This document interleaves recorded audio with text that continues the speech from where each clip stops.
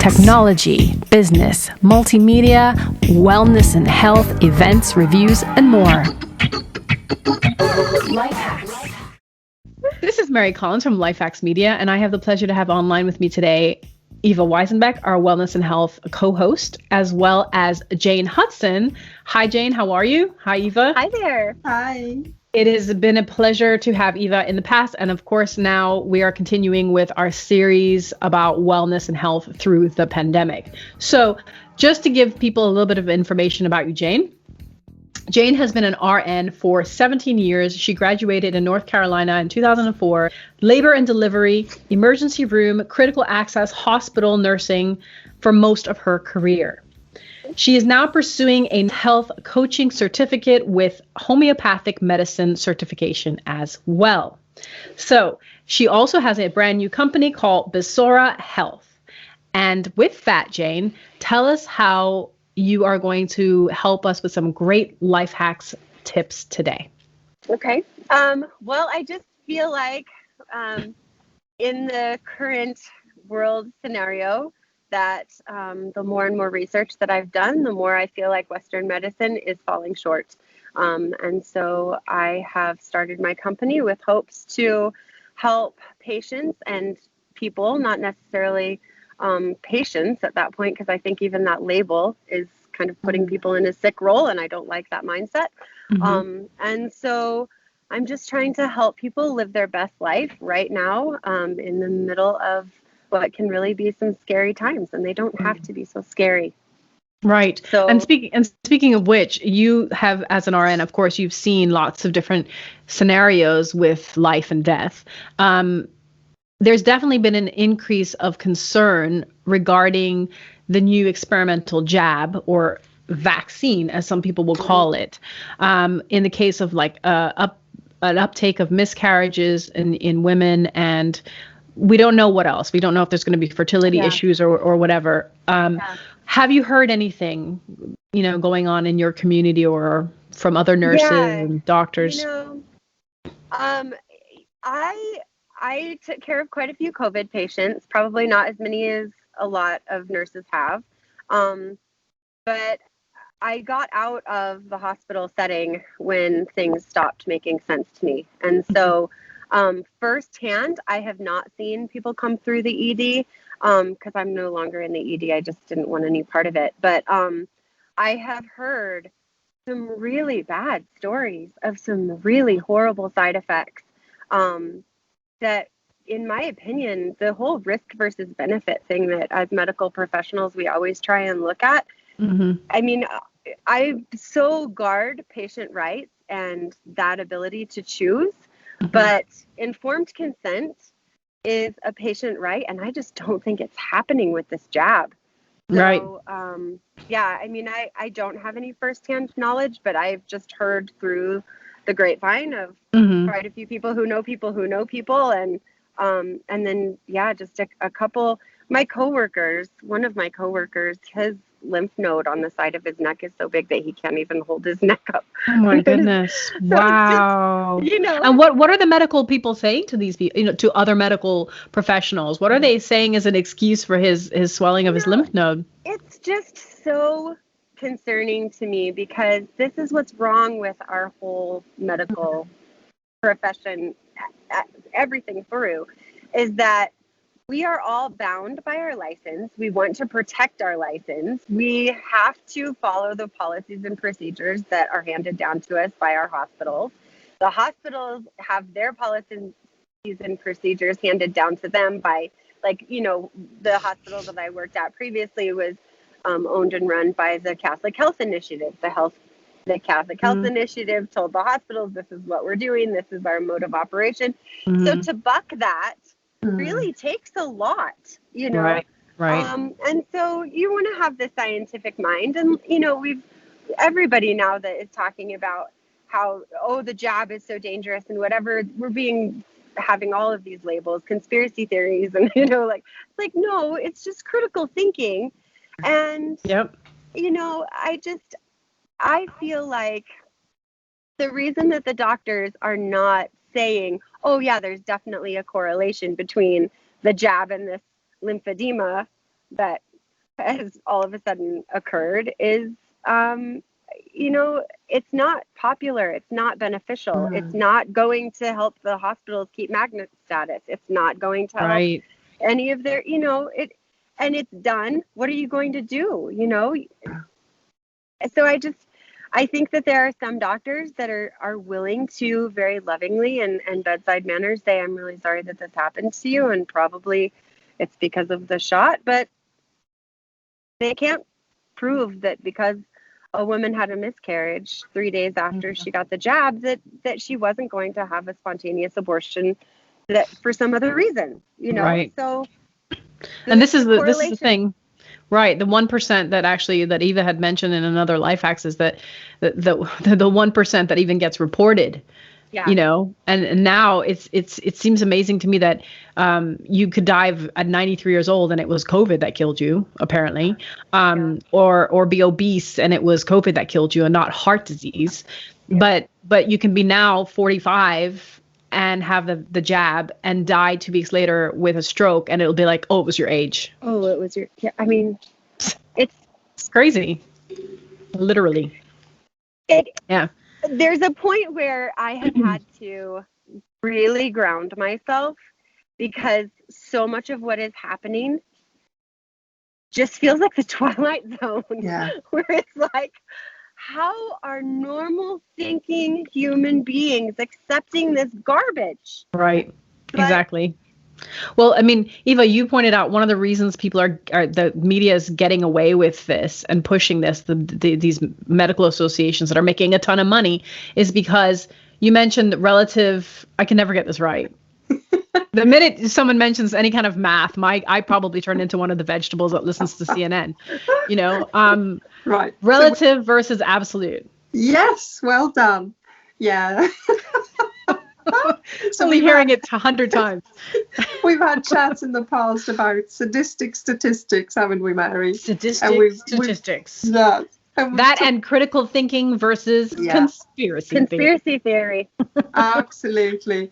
So we've talked about the absolute risk reduction versus the relative risk reduction, and why it's important that, again, everyone needs to ask questions.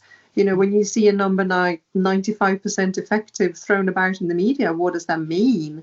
And we need to get curious and just talk about these things. Yeah. And you said recently that actually it's come out that the 95%.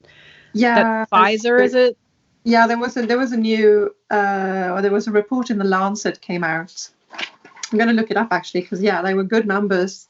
So for example, the Pfizer was obviously saying we're 95% effective and Moderna 94%. But the actual the absolute risk reduction is down on like 0.84% and 1.2% from Moderna, which without context, it's another one of our things, isn't it, Mary? Context. Without context, it means nothing. Yeah, like this is what I was saying, where they're reporting in India that 850 people are dying a day. Yes, and 27,000 people normally die a day in a place that has over 1 billion people living there. It's just, it's crazy.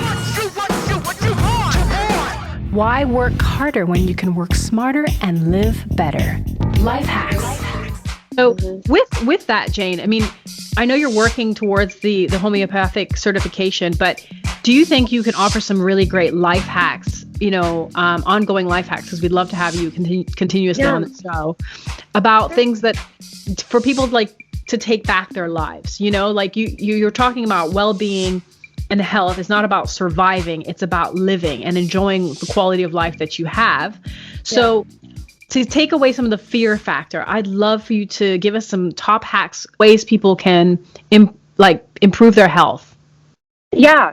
Well, I mean, just what you said about, it's get busy living or get busy dying, right? It's one of those quotes. And one of my favorite lines from any movie, it's The Croods. I don't know whether or not you guys have ever seen it, but this main character is consistently irritated with her family who lives in fear. And the dad is just trying to keep them safe. But there's this safe thing, right? And she goes, this isn't living. This is just not dying. And, I mean, there's just such a truth in that. And so I just really feel like some life hacks that I have been able to, because you can't really say that something works unless you've done it for yourself, right? And so a little bit of background about my personal story, not necessarily my RN story, is in 2014, I was diagnosed with common variable immune deficiency and CLILD, which is basically my B cells stopped maturing to the point that I created any antibodies. And instead of my B cells just kind of naturally excreting from my body, they gathered in my lungs. So I went to the doctor and they said, well, you've got about 15 years. Nobody that we've ever seen with this diagnosis has lasted longer than 15 years. You've kind of got 3 ways that you're going to go out. 1, your lymph nodes are going to work so hard trying to keep up for your lack of immune system that you're going to get lymphoma, or you're going to get so sick that you're not going to be able to keep up with it. You're going to die of sepsis, or your lungs are going to lose elasticity and you're just going to slowly suffocate to death. Oh my God. This was put to me very gently, and I kind of did a little bit of my own research to find all this out. I'm like, okay, well, no. How about no? Mm-hmm. And so, I don't know, like there's just a point where I think one of the huge life hacks that you have to get to is a mental shift. It's something that has worked for me. I'm not going to live the sick role. Mm-hmm. There is a sick role and that is a well role. And there is a very different mindset. Last night a DJ saved my life. Last night a DJ saved my life. Yeah.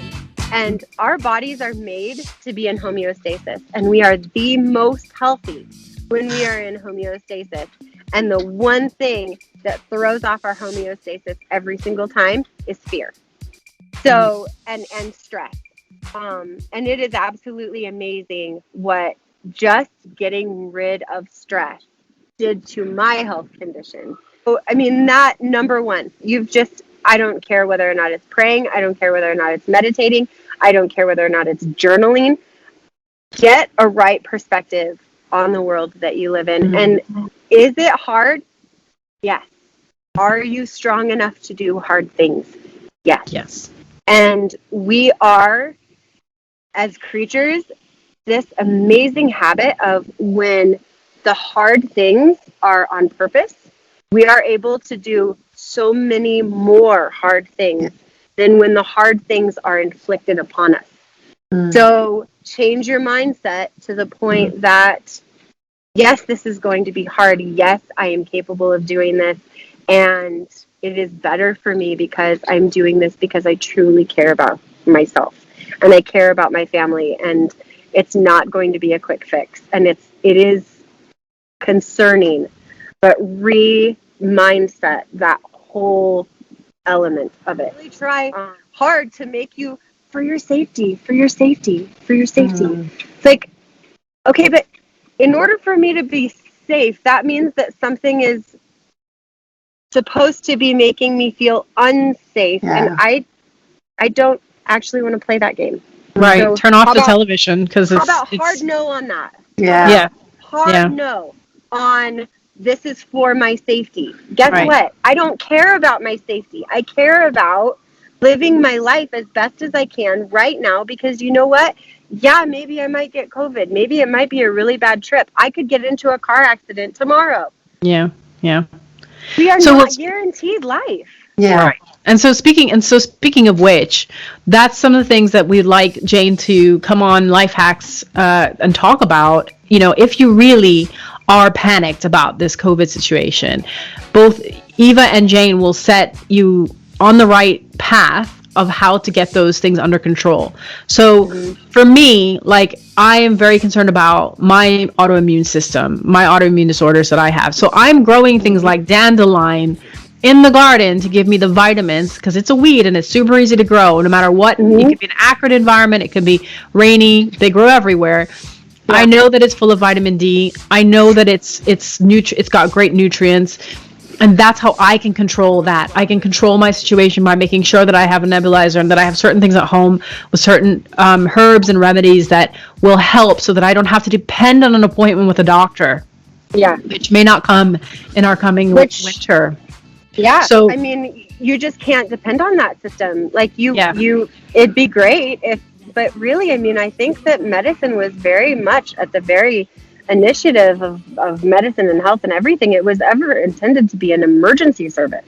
Right. And so it's And not just a money-making tool, which is not a money-making tool. It's a, boy, I'm really in trouble now and I need to go and get some emergency services. And so that still is like, that's a brilliant thing to have that availability. But yeah, I mean, there's so many things that you can do for yourself before it gets to that emergency stage. Exactly. Why work harder when you can work smarter and live better? Life hacks. So one of your final top hacks for this episode, what would you say people should start to do to prepare for upcoming winter? Yeah. So, I mean, let's just plan for worst case scenario always, right? Like you hope that it doesn't happen, but you plan for worst case scenario.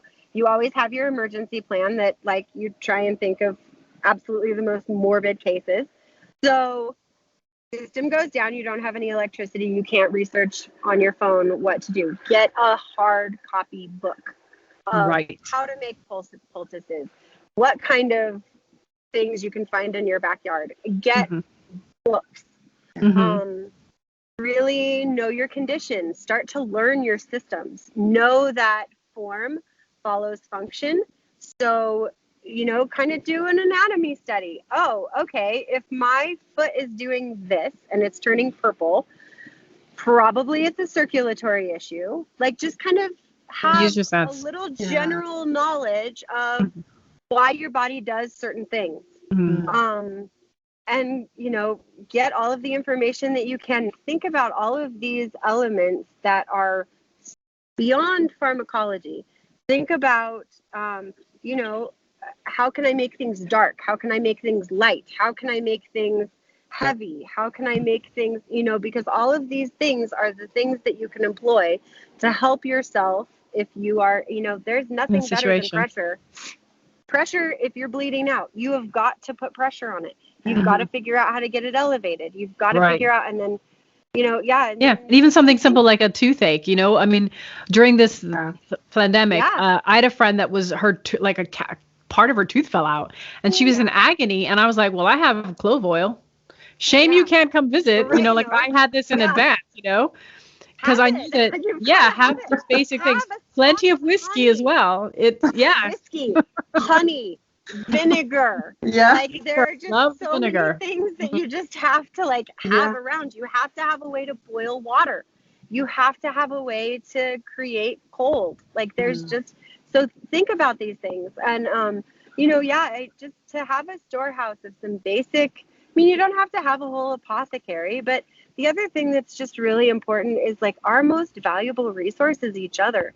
So start to know your neighbors, if somebody next door has something that you don't have and you have something that your next door neighbor has, all of a sudden it's the stone soup method. You've got to be able to help each other out, because I just don't see, I see it really getting bad. If we have 50% of the population with this immune system altering jab, and then we have a normal germ, and again, germ and terrain theory, but we've got people who have not taken care of their terrain. We have the normal germ situation that's going to happen in winter, and then we've got all of these specific overreactive antibodies that are only going to attack spike proteins, and the rest of our antibodies are disabled. There are going to be some really sick people. You're not going to want to go to the hospital. This is it. And people need to understand. You're not going to want to go to the hospital. That is definitely the first part of that. Even for people who don't believe this, you want to avoid the hospital for the sake of people who are really, really in an emergency situation, so that the doctors and nurses can help those people, first of all, and EMT, the first responders, etc. And secondly, you don't want to go somewhere that's going to be super contagious with anything, because from this, we don't know what, with all the lockdown, with all the hand washing, with not even hand washing, all the chemicals, I feel like we're going to have some serious new kinds of stuff. It might be really bad. And that's the thing about people that call me a conspiracy theorist. It's okay, fine. But, I'm okay if I'm wrong. I hope I'm wrong. Yeah. Are you okay if you're wrong? Because Yeah. I want to plan for the worst case scenario. And I know that that's like super hyper vigilant of me. And okay, that's fine. That's sensible. But That's you know that's what? critical thinking. Yeah. If this goes bad, I want to make sure that my health, my family's health, my loved ones' health, I don't want to watch suffering around me. And you know what? If I can sit there and say, boy, you know what? I know how to make a poultice for that so that you aren't in agony for the next 3 hours while, you try and find an ER that isn't backed up. Right. Like, So be it. But it's better to have that. Yeah. Well, we definitely look forward to having you put up some blogs on some poultices and some herbs and remedies that people can use for triage, and how to look for things that might be serious in advance, so that you don't wait, like you said, to the last second to prep for it or prepare, or how to solve problems that could be easily a quick hacks that will solve those problems. Yeah. So thanks again. It's been a pleasure, and we look forward to having you more on a show, Jayne and Eva, with your wonderful blogs and health tips. Thank you so much, ladies. Thank you. Yep. So good to see you. Life Hacks. Lifehacks.com. That's with a K and an X on Radio X.